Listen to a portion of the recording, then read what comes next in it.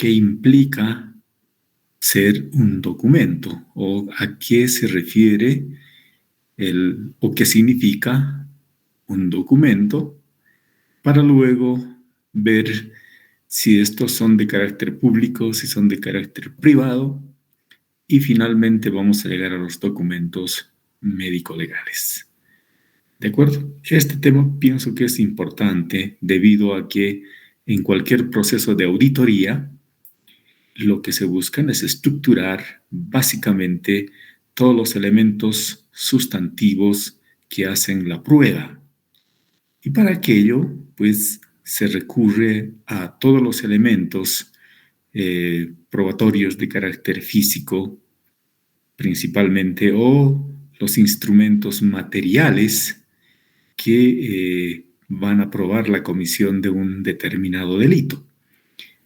Y en los casos de denuncia hacia los médicos u odontólogos por supuesta negligencia médica,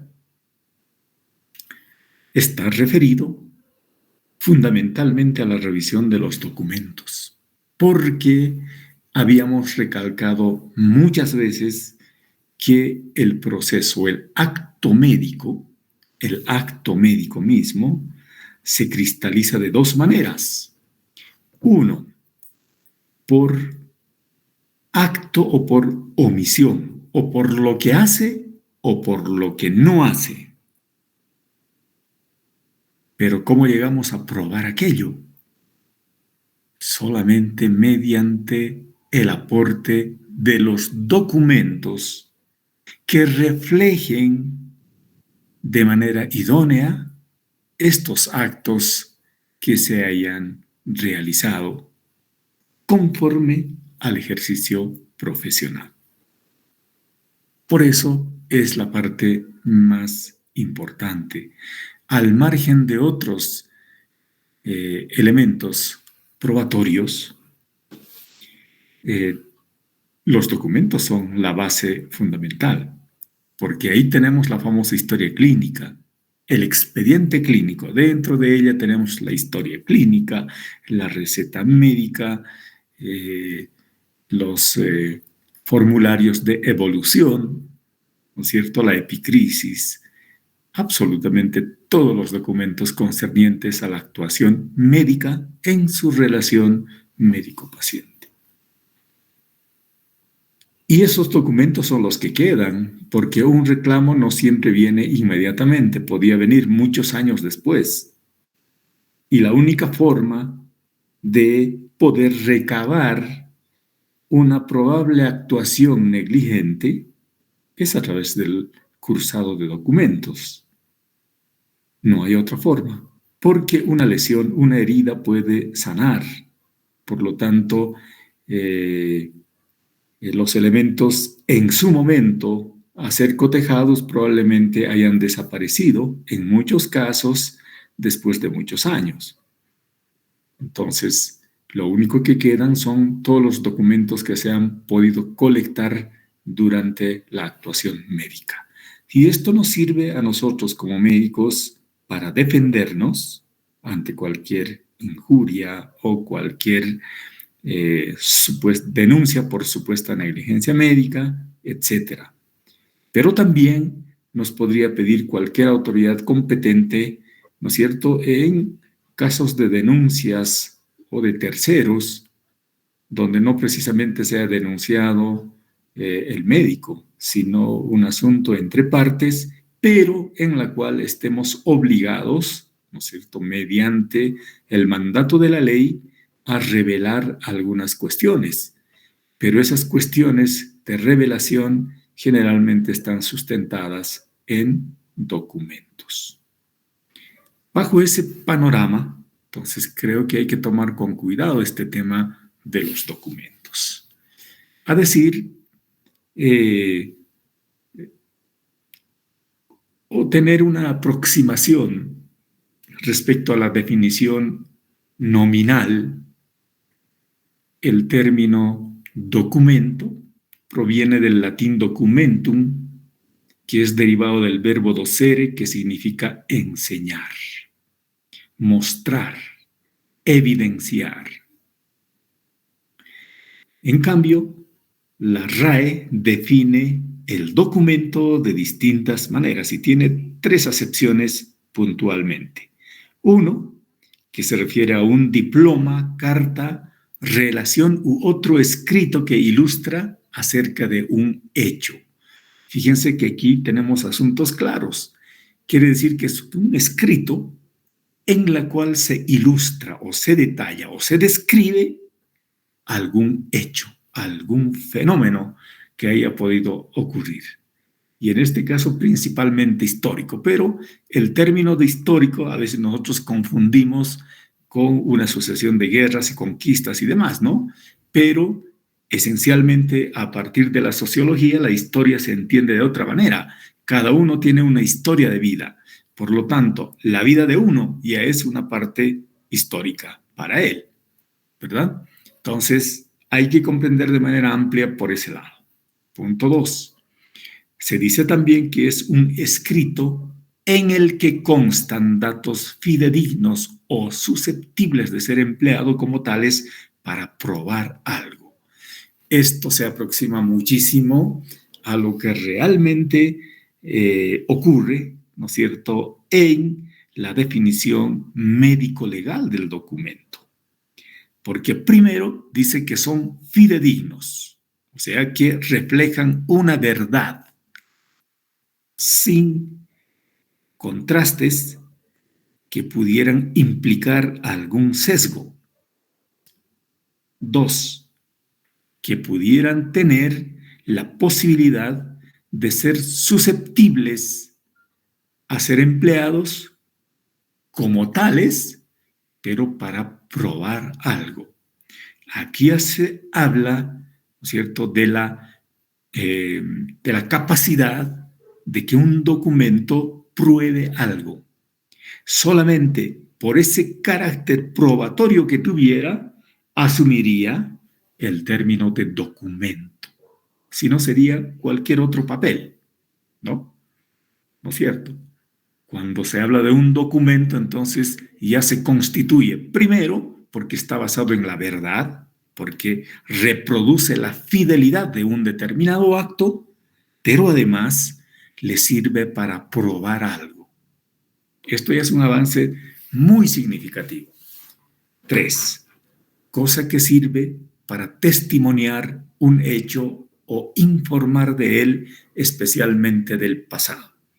Por eso se llaman documentos, porque los documentos, una vez que se establecen, ¿no es cierto?, son mantenidos en reserva o custodiados de alguna manera para que posteriormente, en adecuación a un compromiso, sean revisados para verificar algo. Por eso dice aquí sirve para testimoniar o verificar un hecho o informar de él, especialmente del pasado. Pero aquí en este tercer punto hay que considerar lo siguiente.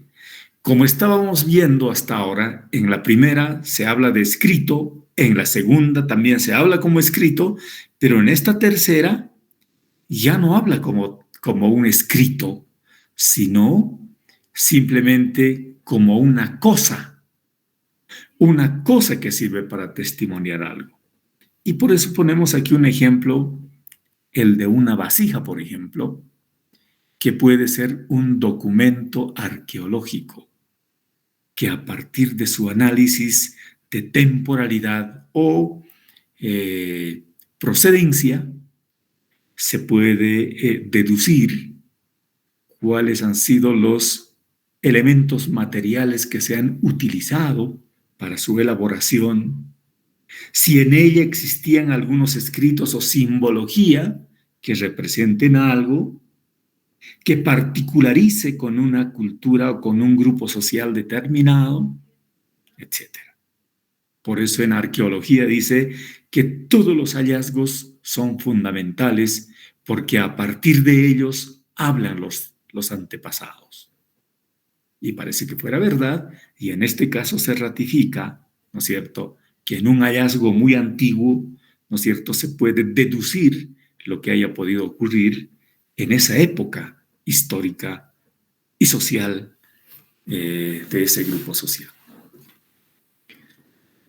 Pero en los documentos, por estos conceptos que acabamos de leer o definiciones, podemos encontrar también algunas diferencias. Uno, por su carácter o por su contenido, y por otro lado, por el tipo de soporte. Si aquí vemos, fíjense aquí los primeros jeroglíficos, las primeras pinturas rupestres en las cavernas, y luego los jeroglíficos, la cultura cuneiforme, por ejemplo, la escritura en forma de cuñas, ustedes se deben acordar muy bien, labradas en piedra. Aquí han utilizado pintura, ¿no es cierto? Y aquí han labrado piedras. Y luego tenemos las hojas de papiro, donde los primeros escritos se tienen mencionados. Y luego la utilización del papel. Pero actualmente ya no. El medio es digital. O sea, es algo abstracto, pero no dejas de ser un escrito. De ahí es que en esta primera parte habla de escrito, y solamente en esta primera, en esta tercera acepción habla de una cosa, ¿no?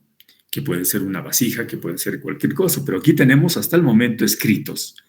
Una forma de pintura es un mensaje claro, ¿no es cierto? Esto habla de una reproducción de la historia, hablan de los cazadores, ¿no es cierto? Y tenemos gráficamente señalado aquí un testimonio de lo que ha podido ocurrir en esas épocas. El tipo de pintura utilizado y todos los exámenes que se puedan hacer para remontarnos históricamente al pasado y determinar cuál es la data, ¿no es cierto?, de ese tipo de escrituras y ese tipo de gráficos o pinturas respectivamente. Entonces, a través de la lectura, de la interpretación de todos estos documentos, nosotros tenemos o logramos una información. Entonces, aquí estamos viendo a partir del soporte los documentos. Entonces, por estos dos conceptos entendemos que todo documento tiene dos dimensiones.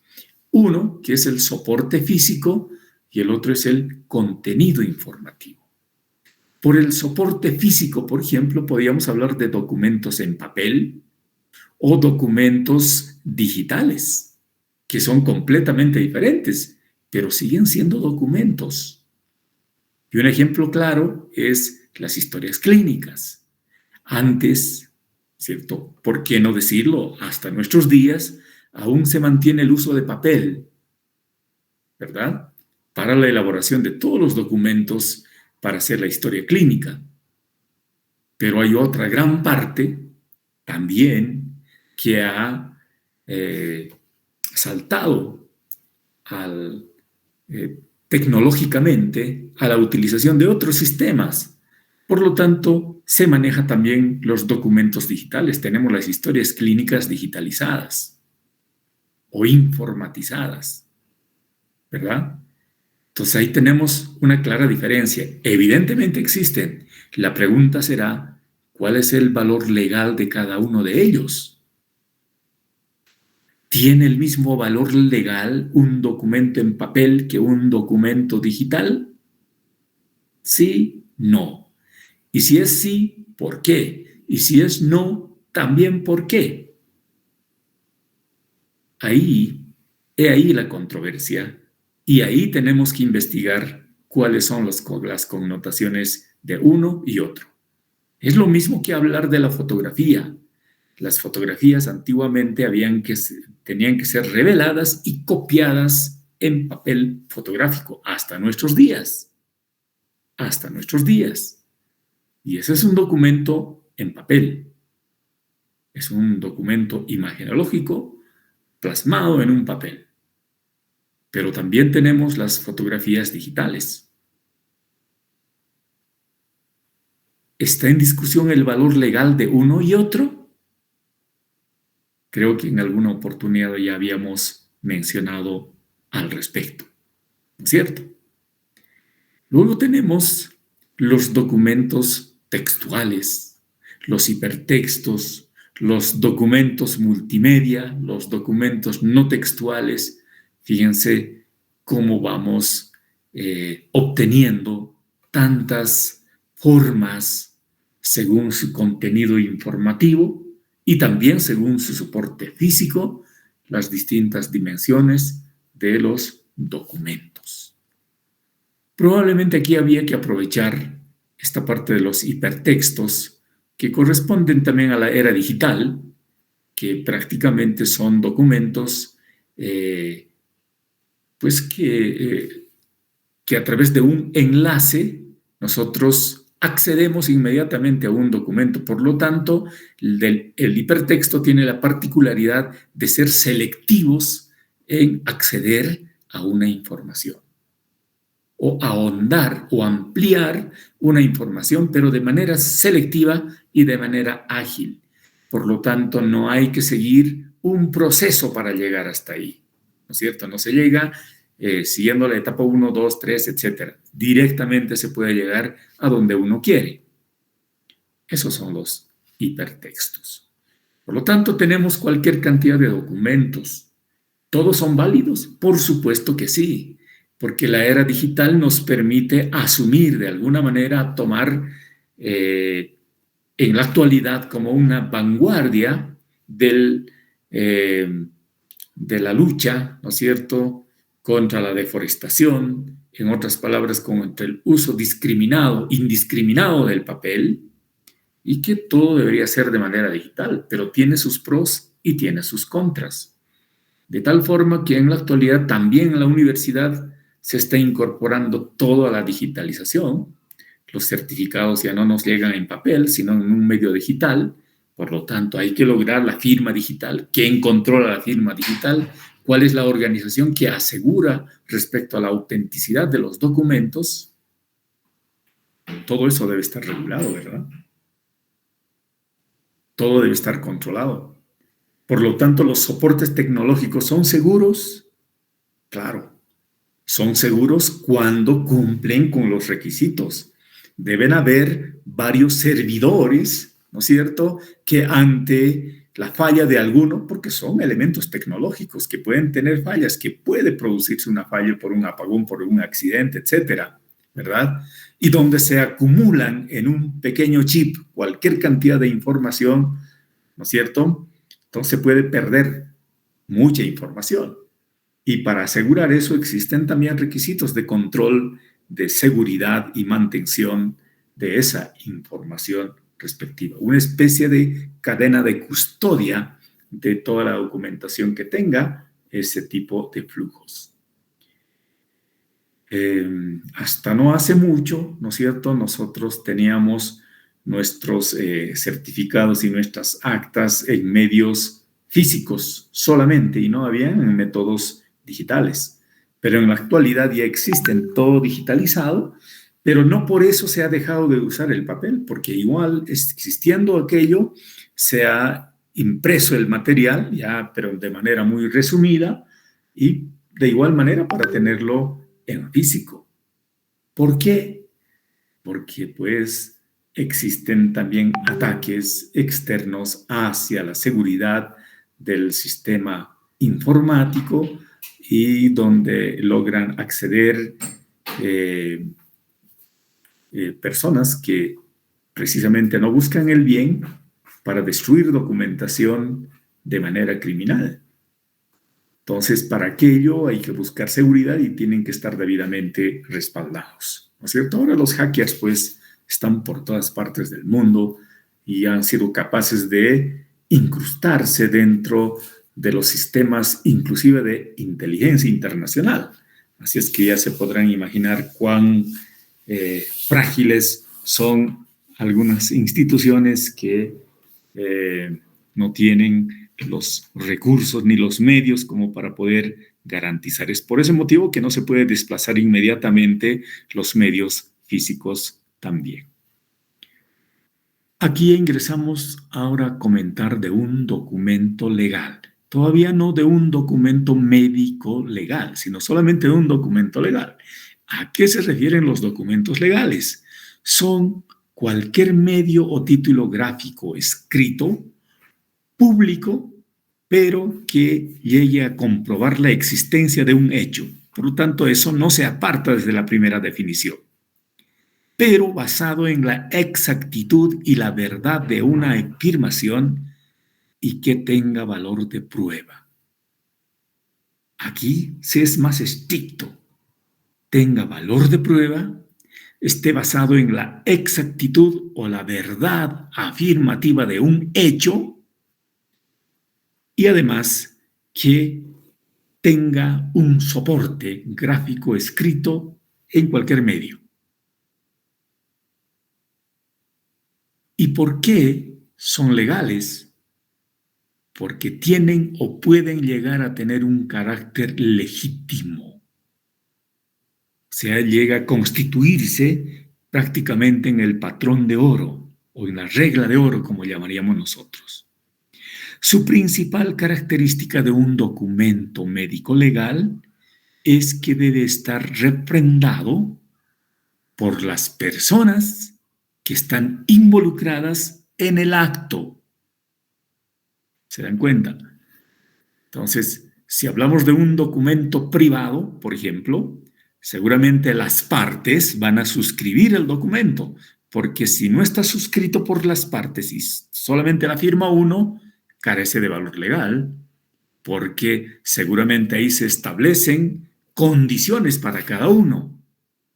Pero si no está suscrito, no tiene ningún valor legal, por supuesto. Entonces, por eso se señala claramente que deben estar refrendados por las personas involucradas en el acto y además que establezca o describa o sancione el documento.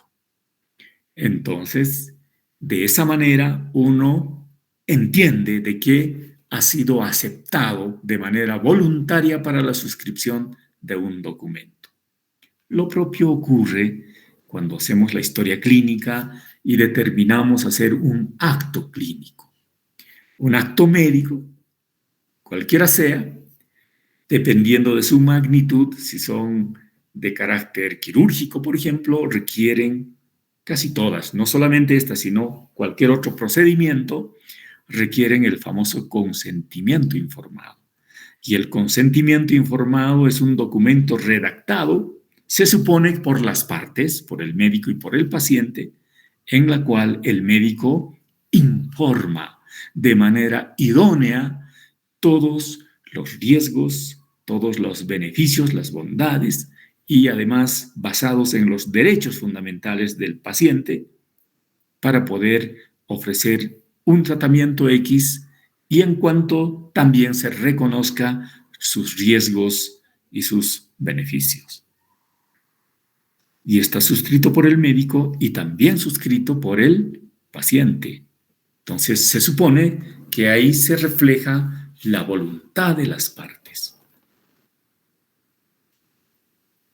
Bueno, ahora la pregunta es, si están las dos firmas y hay un documento, ¿se podría entender directamente que ese es un documento legalmente producido? Probablemente no. Puede ser que a alguien le hayan explicado de otra manera o que la persona no sabía leer correctamente o estaban escritos en un términos o en términos no comprensibles, lo que llamamos en letra chiquita, o la forma de lograrlo no era la más idónea. O sea, bajo amenaza, bajo chantaje. Entonces, esos también, después de haberse comprobado la forma como se han logrado, pueden ser anulados desde el punto de vista legal. ¿Cuáles son las características entonces de un documento legal? Para que éste sea dotado de legalidad, debe tener estas características. Primero, que sea escrito. Y cuando decimos escrito, pues escribir pues implica hacerlo en papel de manera física o también escribir en una computadora, en un formato digital. Se está escribiendo de igual manera. 2, que pueda ser atribuido a una persona o a los involucrados. Tiene que haber un autor o autores de la voluntad de partes en la elaboración de ese documento. 3, que ese documento esté destinado a entrar en el tráfico jurídico. Por eso a veces siempre en los encabezados colocan que este instrumento podrá ser elevado como instrumento público a solicitud de las partes. Siendo voluntad particular de partes, esto puede elevarse en calidad de instrumento público también. 4, que sea adecuado a la producción de efectos jurídicos, administrativos, ejecutivos o incluso de carácter probatorio. Aquí habla de manera general, ¿no es cierto? Y 5, que tenga el sello y la firma autógrafa y que tenga un aval oficial. Cuando decimos que tenga sello y firma autógrafa, quiere decir que debe ir completo, ¿no es cierto? El nombre, o sea, la aclaración de firma, no solamente a lo que nosotros llamamos simplemente firma, sino con la autografía principalmente, y luego que tenga un aval oficial. El aval oficial quiere decir el apego a la normativa. ¿Qué tipos de documentos son los reconocidos legalmente? ¿Cuáles no pueden existir? ¿No es cierto? Porque en un supuesto hecho delictivo también pueden haber documentos, ¿no es cierto? Que dos partes firmen un acuerdo en el campo del narcotráfico, ¿verdad? Es un acuerdo de partes. Claro que nunca va a subir a instrumento público aquello, pero que, fíjense, en este caso no tiene un aval oficial, porque este tipo de documentos más bien son pues aquellos de carácter logrados de manera delictiva o más bien reflejan elementos probatorios del campo delictual. Y por todo esto, entonces clasificamos ahora los documentos al margen de lo anterior en 2 tipos de documentos, los públicos y los privados. ¿Cuáles son los documentos públicos? Aquellos que han sido expedidos por funcionarios públicos, legalmente facultados para dar fe en lo que se refiere al ejercicio de sus funciones. Por lo tanto, el hecho de otorgar, por ejemplo, un certificado de nacimiento, un certificado de función, ¿quiénes lo firman? Los notarios, habilitados profesionalmente para aquello. Están ejerciendo sus funciones. Esos son los documentos públicos. En cambio, los documentos privados se desarrollan dentro de la esfera privada, reconociendo la autonomía y la voluntad de las partes. Por lo tanto, usted puede firmar un documento privado con su vecino, ¿no es cierto? Pero su validez radica en tanto no se violente lo dispuesto por la ley. Por lo tanto, yo no puedo suscribir un convenio, ¿no es cierto?, un acuerdo de partes con mi vecino por el préstamo de una persona. Eso va completamente contra la ley. Entonces, fíjense que ese documento, ¿no es cierto?, en vez de reproducir el reclamo de las partes para su cumplimiento, ¿no es cierto?, están cometiendo un delito los dos. Los mismos, hablando de estos documentos privados, harán prueba plena cuando su autenticidad no sea impugnada por la parte a quien perjudique. Ahora, hablemos de la clasificación ya de los documentos médico-legales y su valor probatorio. Aquí estamos hablando de documentos médico-legales. ¿Y cuáles son los documentos médico-legales? La receta médica, la historia clínica, el expediente clínico, las notas de ingreso, las notas de alta, los exámenes de laboratorio, incluidos los certificados de defunción, certificados toxicológicos, la parte de lesiones, el dictamen pericial, los protocolos de autopsia, certificado de edad clínica, etcétera, etcétera. Todos son documentos médico-legales. Pero tenemos que ver diferencias. ¿Cuáles son las diferencias? Por su carácter de elaboración. Unos son inicialmente no preconstituidos y los otros son los preconstituidos. ¿Qué quiere decir eso? Que inicialmente no estaban preconstituidos para el tráfico judicial y los preconstituidos sí, desde antes de su constitución ya estaban destinados para un tráfico judicial. Por eso tenemos aquí en la parte superior, en los inicialmente no preconstituidos, documentos que no adquieren valor probatorio en el mismo acto de originarse, sino con posterioridad. O sea, revisen claramente aquello. 2. Los preconstituidos son documentos creados con el único objetivo que sirvan como elemento probatorio en un posible litigio. Por lo tanto, estos segundos, los preconstituidos, se elaboran directamente para el tráfico judicial. En cambio, la receta médica, historia clínica, expediente clínico, todo lo que quieran ustedes reconocer en la actuación profesional, pues uno no lo hace pensando en que va a ingresar al tráfico judicial. Nosotros no construimos nuestros documentos. Usted no hace su historia clínica pensando de que va a entrar inmediatamente al tráfico judicial. Por eso, al momento de realizarse, ¿no es cierto?, no adquieren ese valor probatorio. Usted está haciendo su trabajo para diagnosticar primero y luego ofrecer un plan de tratamiento, ¿verdad? Pero posteriormente sí puede adquirir ese carácter probatorio, ¿no es cierto? No antes. Por eso se llama inicialmente no preconstituidos. En cambio, los otros sí inicialmente preconstituidos. Por ejemplo, el certificado toxicológico, las partes de lesiones, los dictámenes periciales, los protocolos de autopsias son a requerimiento judicial, porque la ley obliga a que se hagan estas cuestiones en casos de muerte violenta, por ejemplo.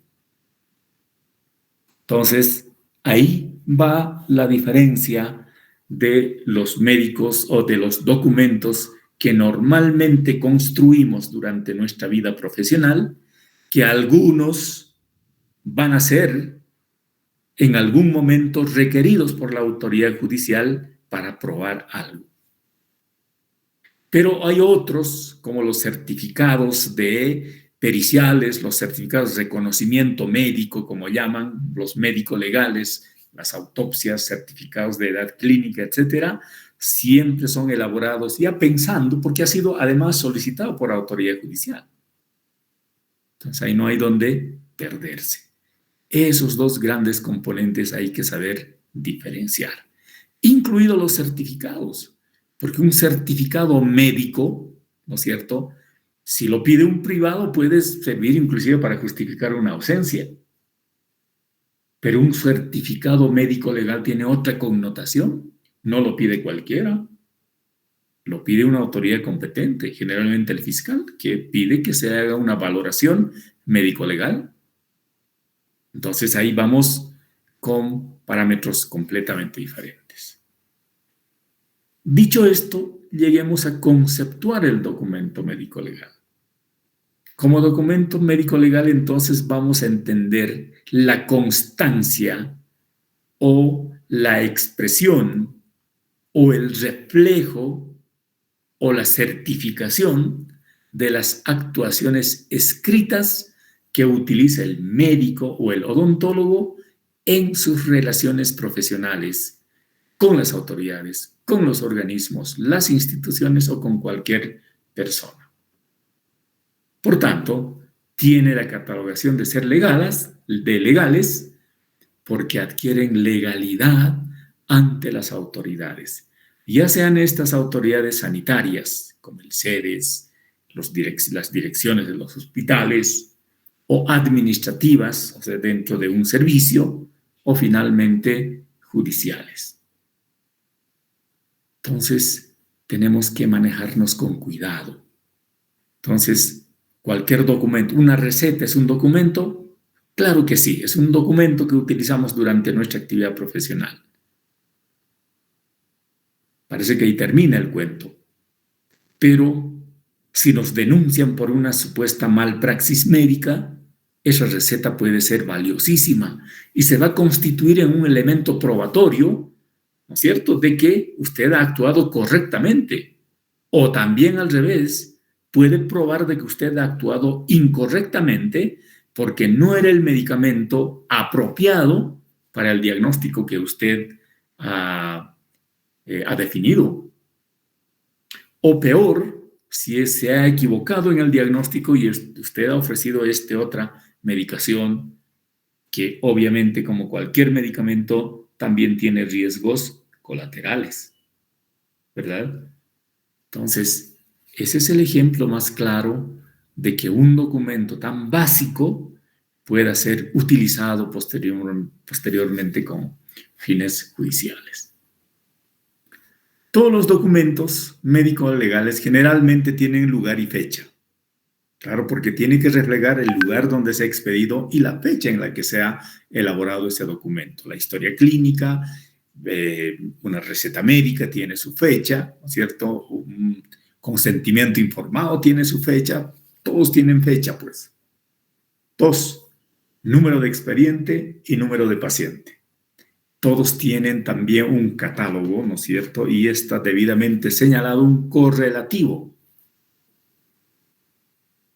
Generalmente en las instituciones ocurre aquello, cada uno tiene un número de historial, ¿no es cierto?, clínico, un número de expediente clínico. Y además, ese número básico se reproduce también en distintos especificaciones donde se refleja el número o el nombre del paciente, por ejemplo. 3, nombre del médico de quien lo expida, así como el nombre de la institución. Eso también es básico. Tienen que estar siempre hechas en papel membretado, donde se encuentre el nombre del médico y también el nombre de la institución. Si es, por ejemplo, de la Seguro Social Universitario, dice en el título de todos los documentos Seguro Social Universitario. ¿Tiene el nombre del médico? Claro que sí, está a la base en el pie de firma, el nombre del médico, en algunos casos también en la parte del encabezado. Especificación de las causas que produjeron las alteraciones en el organismo del individuo. Consecuencias del daño físico ocurrido, análisis clínicos de laboratorio, descripciones de los médicos que utilizó el médico tratante para llegar a un resultado específico, sello de la institución que lo expida, la firma del médico, etc. Todos estos datos más y menos están reflejados en muchos documentos. Claro que en una receta, por ejemplo, no se colocan todo aquello, solamente la prescripción, por eso cada uno tiene su objetivo, ¿verdad? Pero esto que están reflejados aquí, más o menos resume lo que se encuentra en un historial, en una historia clínica.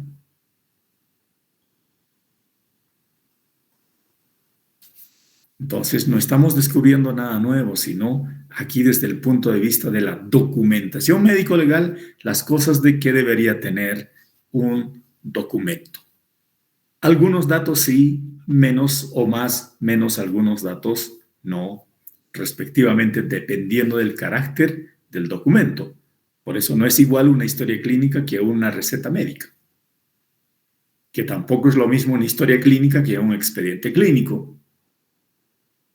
que tampoco es igual una receta médica que una orden de trabajo, una orden de laboratorio o una orden de alguna prueba específica, ¿verdad? Por todo esto, también El concepto de documento médico legal tiene dos grandes áreas: el médico clínico y el médico legal. El documento médico clínico generalmente importa a la justificación asistencial. O sea que todos los documentos que se reproducen a este nivel de alguna manera justifican la verdad de la actuación asistencial del médico.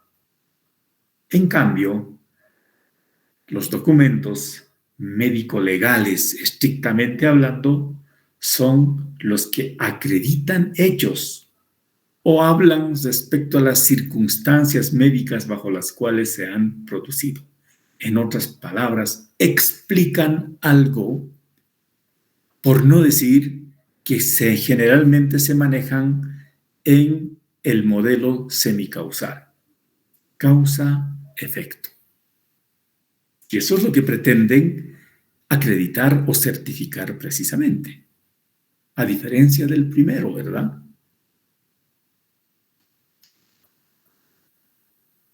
Las características generales que se exigen a cualquier documento que permite facilitar su comprensión.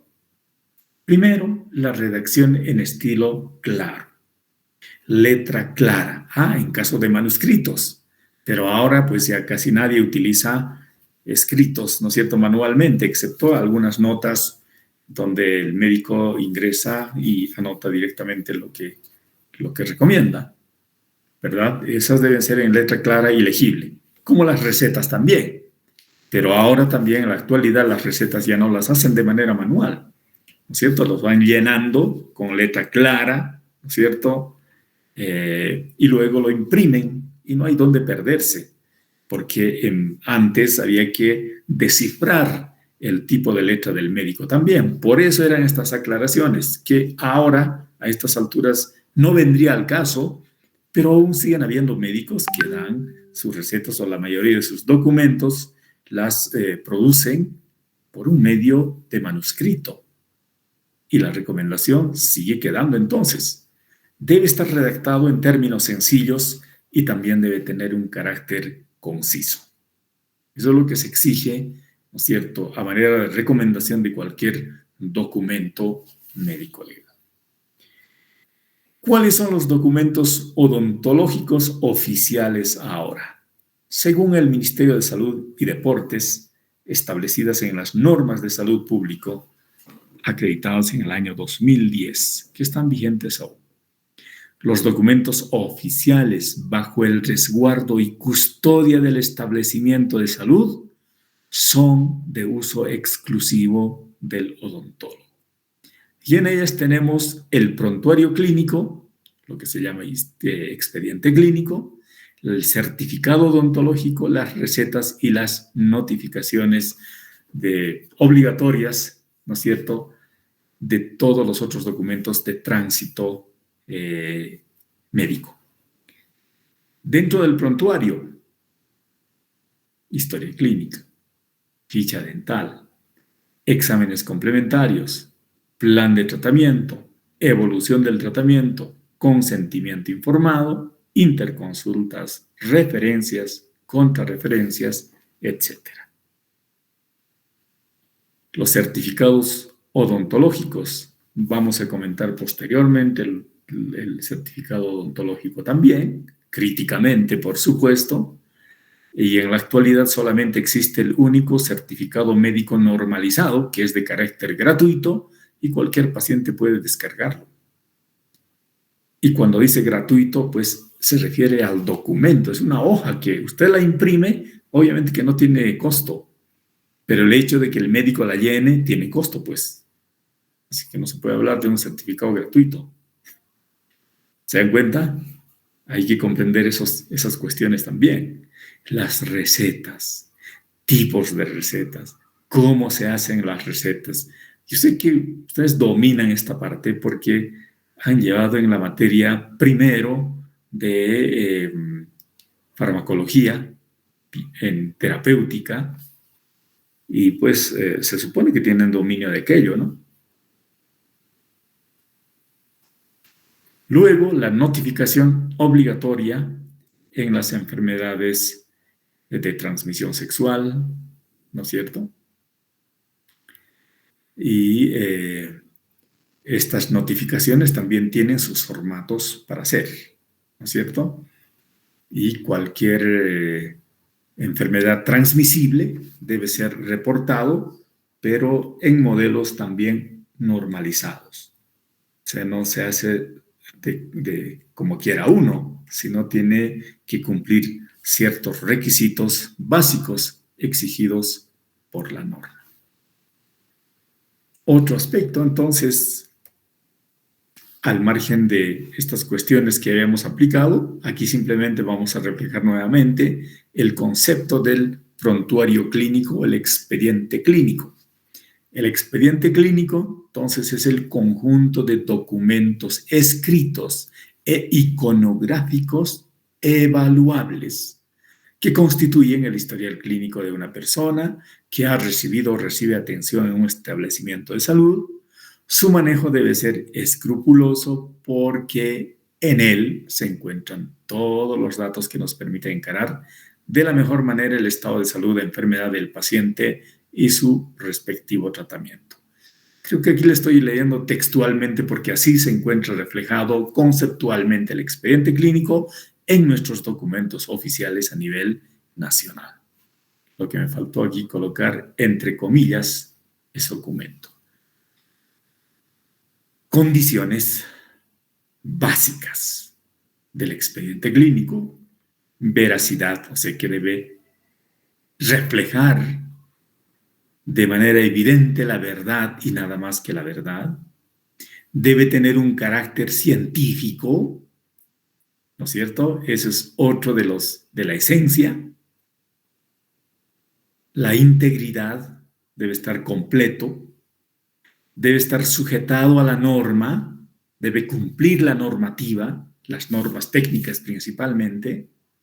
La secuencialidad, que se refiere al orden que debe tener todo expediente clínico. La disponibilidad, siempre debe estar disponible. No pueden decir que voy a buscar y se lo entrego mañana o le muestro mañana. Siempre debe estar disponible en la oficina de archivos. La exclusividad, que quiere decir que pertenece solamente a la persona o al paciente, a nadie más. La unicidad. En una institución no pueden haber más de 2 expedientes clínicos. Tiene que haber un solo expediente clínico. Y por otro lado, debe manejarse los criterios de codificación. Y para eso en la ciencia médica se utilizan los códigos CIE y en odontología los códigos CIE-OE, internacionalmente reconocidos. Entonces no puede haber diagnósticos con nombres inventados por nosotros. Son aquellos diagnósticos normalizados. ¿Cierto? Entonces, para eso tenemos que estar al día también para poder entender claramente qué significa cada una de estas codificaciones, para resumir un poco la parte extensiva. Ahora, según sus finalidades, estas se encuentran y se utilizan en el nivel asistencial, claro, para atender a los pacientes, a la asistencia médica concreta, a la asistencia ambulatoria, como quieran llamarlo. Sirve para la docencia, para la investigación, para la gestión y planificación de recursos, para información, para la administración, para fines jurídicos y legales, para el control de calidad asistencial y para la comunicación. Entonces, del expediente clínico podemos hacer maravillas. Gran parte de los estudios biomédicos se hacen en base a la información de los expedientes clínicos o de las historias clínicas, ¿no? Y es documento completamente fiable. Si estos vamos a utilizar como documentos válidos para un trabajo de investigación, imagínense, tiene que estar hecho con la mayor diligencia posible. En otras palabras, debe reflejar nada más que la verdad y la verdad. No hay otra. En cambio, el contenido del informe pericial, a diferencia del certificado, ¿no es cierto?, son estas otras cuestiones que en este momento no vamos a verlo todavía, porque vamos a ver, esto es parte de una certificación, ¿no es cierto? Existen todo tipo de certificados y entre ellos el certificado médico legal o el famoso informe pericial. Tiene estos componentes, pero podemos ahondar un poquito más allá. Hasta aquí pienso que nos vamos a poder quedar. Esto simplemente es un glosario que no les interesa todavía, ¿cierto? Tiene otras connotaciones, pero nos quedamos hasta aquí. Expediente clínico, que también es un tema que deberíamos haber avanzado de manera separada, pero ha sido ya un elemento de práctica. Nos va a ser más fácil comprender posteriormente entonces este tema. ¿Ok? Hasta aquí nos quedamos. Preguntas, por favor.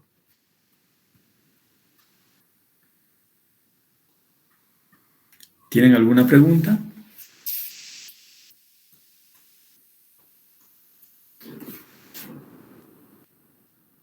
Como siempre, no quieren preguntar. Bueno, nos quedamos hasta aquí entonces y nos vemos el próximo día miércoles. ¿Ok? Un abrazo para todos, que estén bien, buenas noches. Gracias, doctor. Buenas noches. Hasta mañana.